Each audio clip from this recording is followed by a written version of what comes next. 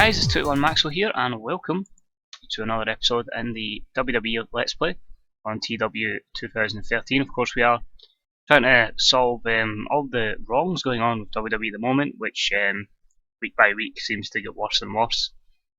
So we're continuing to try and build new stars. Obviously, as you know, if you've been following the series, Dean Ambrose is our WWE World Heavyweight Champion, and we're just trying to get as many stars going forward and hopefully put on the best show possible. Of course, the mod being what it is, not a lot of guys are over, so we really will struggle for ratings, but as long as the storylines are progressing, hopefully we get a good payoff here at TLC.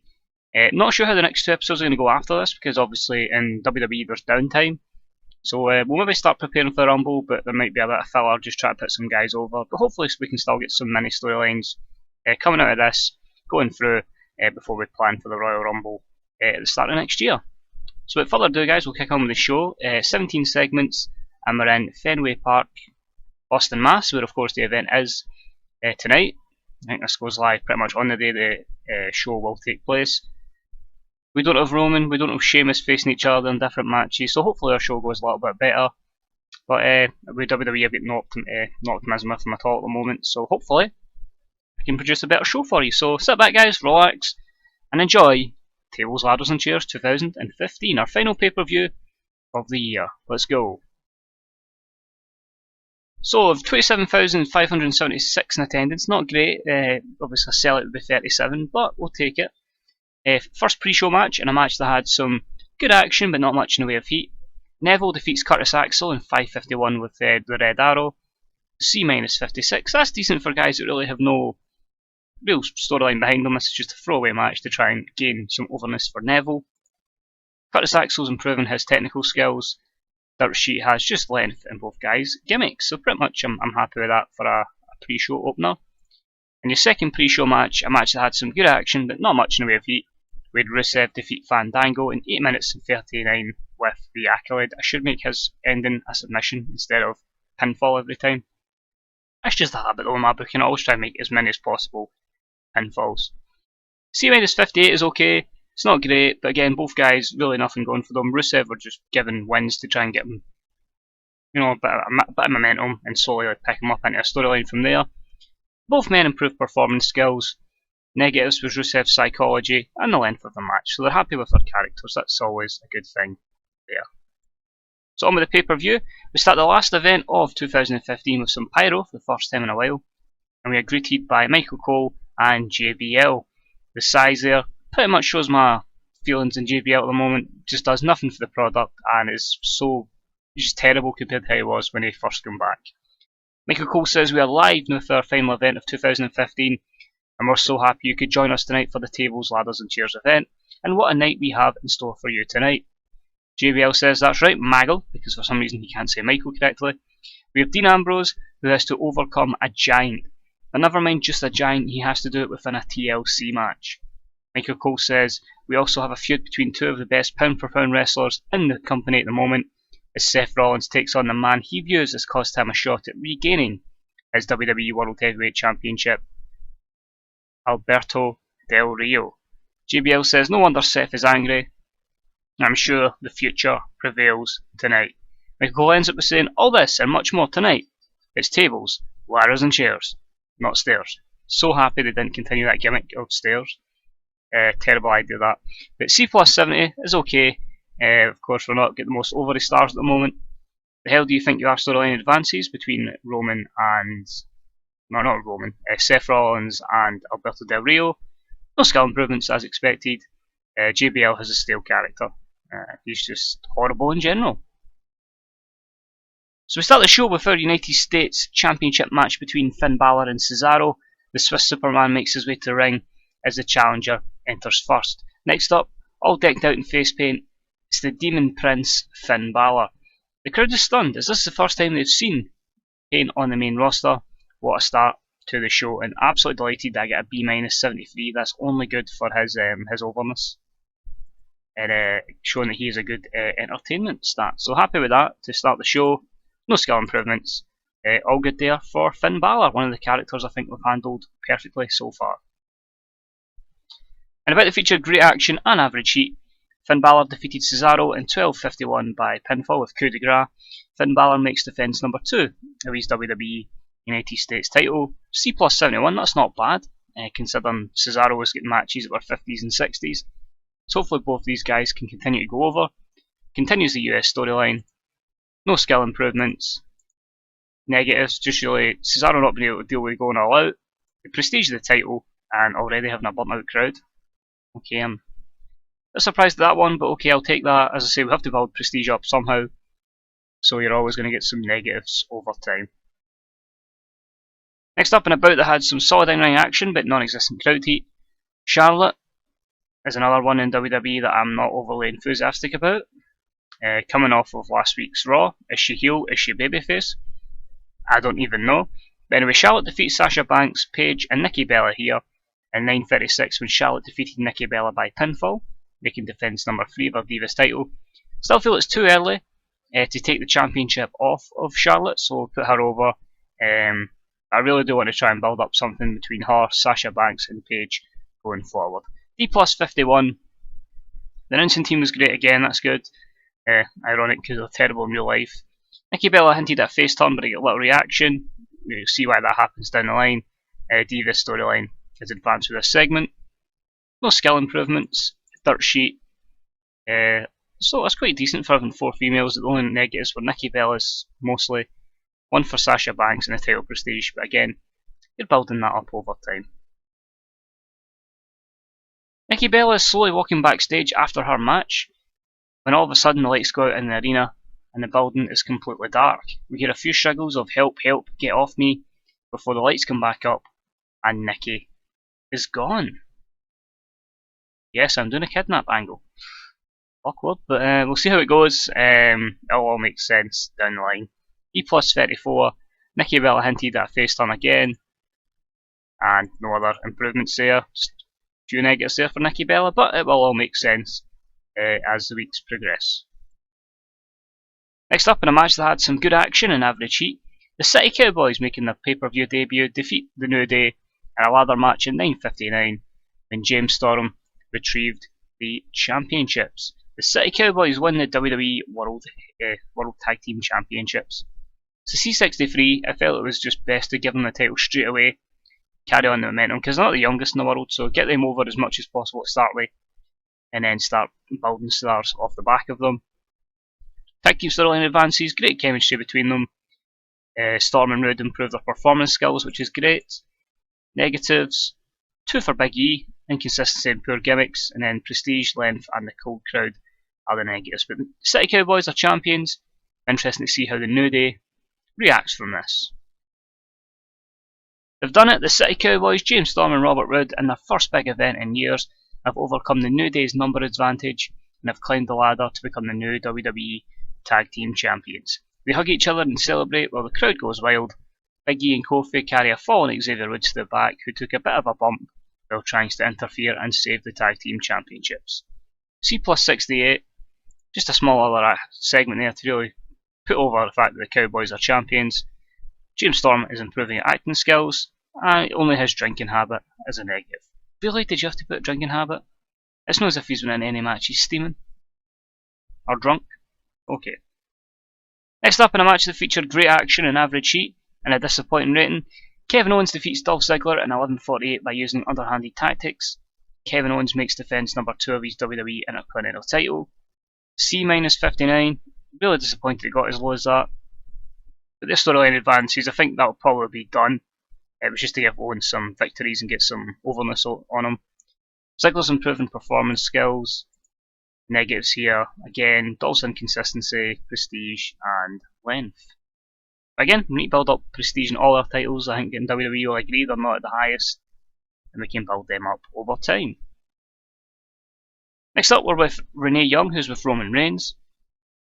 Renee said, well, haven't put Renee in the angle again because she would bring it right down, but Renee says, Roman, what is your thoughts going into tonight's match? Roman says, my thoughts are this is my chance, my opportunity to show not only to Chris Jericho, but to the world that I am the future of the WWE, and I am slowly beginning my road to becoming a future WWE World Heavyweight Champion. Chris Jericho doesn't believe the hype, but after tonight's match, he will believe that. So C plus 70, okay, Roman will take a bit of time again with interviews. They did a masterful job improvising, and it continues their storyline. Just hoping over time they can get those ratings up. It's got a stale character. Oh, shock horror, Roman. So we'll fix that after the event.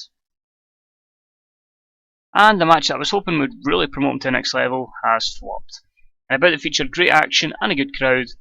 Roman Reigns defeated Chris Jericho in a tables match in 13:21 when Chris Jericho was put through a table. I can only assume because it's not a normal match and kind of a brawl match, that this was detrimental to the rating. C63, Roman Reigns was off his games. They believe that storyline continues. We'll see where we go with this. Because Jericho, there's always someone you can work off. Storylines going forward, just saying you got lucky. You can beat me 1, 2, 3. So we might continue that, I'll see. The dirt sheet. Lots of negatives there. Reigns for inconsistency, poor gimmick and stale character. Jericho for stamina and declining physical ability. So you got to use him before he's completely done. Booking decisions, obviously Jericho's really over, so I had to try and put Reigns over from that. And that hopefully benefits Roman. Next up, and about the featured great action and a good crowd, John Cena defeated Bad News Barrett and Sheamus in a handicap match in 1947. When John Cena defeated Bad News Barrett with an attitude adjustment. Cena's so over compared to everybody else, he won't do the job for MD, so I thought, right, okay, we'll put him over, but we'll protect Sheamus and Barrett. We'll keep them strong. So B-73 is not too bad. Both Barrett and Cena are improving Rumble skills. Negatives here. Cena low morale, Cena poor gimmick, Barrett poor gimmick and booking decisions. But overall, I'm quite happy with that. I think we can build them up as credible heels. It'll take a bit of time in real life, so it'll take a bit of time in this.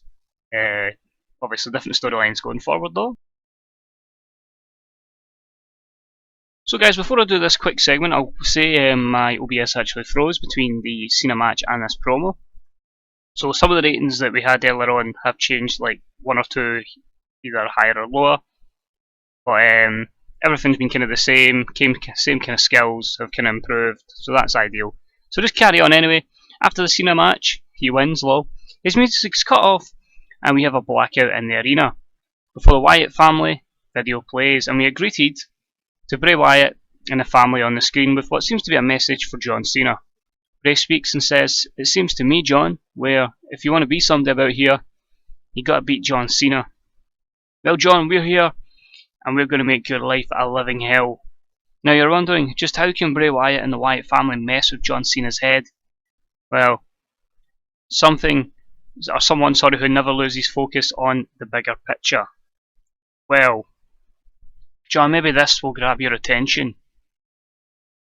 John, help, is a scream in the background. A scream is heard. It's Nikki Bella, and she's on Bray Wyatt's armchair. "We've got your woman, Cena. But don't worry. She'll be okay. For now."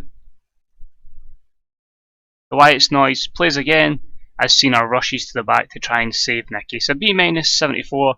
We're going to go with the Wyatt family against John Cena going forward. Can't wait to see Cena buddies, all 4 of them. But in all seriousness, John Cena versus Bray Wyatt is our feud coming out of this. Next up, we're with Seth Rollins, just moments away from his match against Alberto Del Rio. Tonight is the night the future and the present of this company step forward once again. No excuses, Seth Rollins gets the job done. Del Rio is simply a pawn in the way before I recapture my WWE World Heavyweight Championship.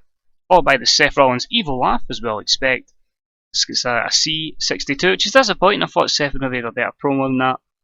It continues their storyline. No skill improvements and few negatives there, unfortunately for Seth. But you know, building up for this match with him and Del Rio. It's a B-74, so that's not bad. And about the featured great action and a good crowd. Seth Rollins defeated Alberto Del Rio in 13:15 by pinfall with a fast roll up. The storyline continues. Not sure where we're going to go with this storyline, if we continue or not, but it's weird because you get into the Rumble and so many storylines fit into the Rumble match. Seth goes over. No skill improvements. Negatives here. Stamina for Del Rio. Poor gimmick for Seth. And the length of the match. Because obviously both would be regarded as main event talents. Next up we have a short promo with the WWE World Heavyweight Champion Dean Ambrose. just moments away from his near impossible title defence against the Big Show in a TLC match. People say tonight I've got no chance in hell, and they might be right. However, I'm going out here into this match to scratch, claw, and do anything it takes to my body or to the Big Show to ensure that giant doesn't capture my World Heavyweight Championship.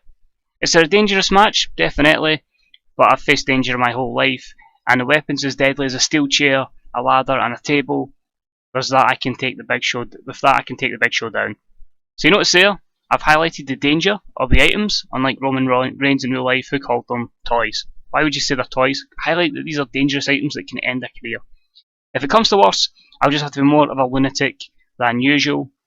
So Dean Ambrose is hyping up that this match is going to be absolute hell. But at B82, he's getting good promos, which is what we're looking for, because we're an entertainment company, and we need our champion to be getting really good promos. The match itself, oh my word, that's gonna cost us massively. Oh dear. And about a good crowd and good action, Dean Ambrose defeated the Big Show in a TLC match in 1527. When Dean Ambrose retrieved the item, Dean Ambrose makes defence number 2 of his World Heavyweight title. TLC match drew a D47. Oh, that's horrible. Dean Ambrose took a crazy bump during the match, as he would, because Dean Ambrose in this kind of match. Great stuff from the announce team. Terrible addition to the storyline. I think we can say this one's not going to continue much longer. Big Show improving his Rumble skills. Let's have a look at the negatives. Trying to go all out. Poor gimmick. Somebody playing his gimmick better. The Big Show trying to go all out. Stamina. Chemistry. The match style not meeting the crowd's expectations. Length and just generally being horrible. Let's forget about that. It's a terrible way to end the year. But hopefully 2016 we can kick on and no more Big Show title opportunities, that's for sure, with that match. I can perform better if you put in matches that suit my skills. High spot based match does not play to my strengths. So maybe it's a case of if you're going to do a TLC match in TEW, don't put it as your main event. Put it somewhere in the middle of the card because it's just going to flop. He's done it. Dean Ambrose has defeated the Big Show in a match full of destruction. He's climbed the ladder and has been reunited with his WWE World Heavyweight Championship. He struggles out the ring and gets to the ramp, where his friend Roman Reigns is there, and Roman just simply hugs his friend and helps him up the ramp after a brutal encounter. What's next for Dean Ambrose? Find out as we begin the road to the Royal Rumble. So C plus 67. Dean Ambrose did well, although Roman Reigns was pretty poor here. Let's be honest, guys, it's an absolutely horrible end to the show. And that sees us get a C62, which again actually increases our pop in everywhere apart from the US, but that is terrible for the USA. Big Show is getting a straight. Pretty much told they were ripped into for that terrible night's work. The Big Show didn't seem too concerned, but that's I don't even know how you compare the words. I did not expect the main event to flop that badly. I actually thought putting them in that kind of match would actually help their styles a little bit better.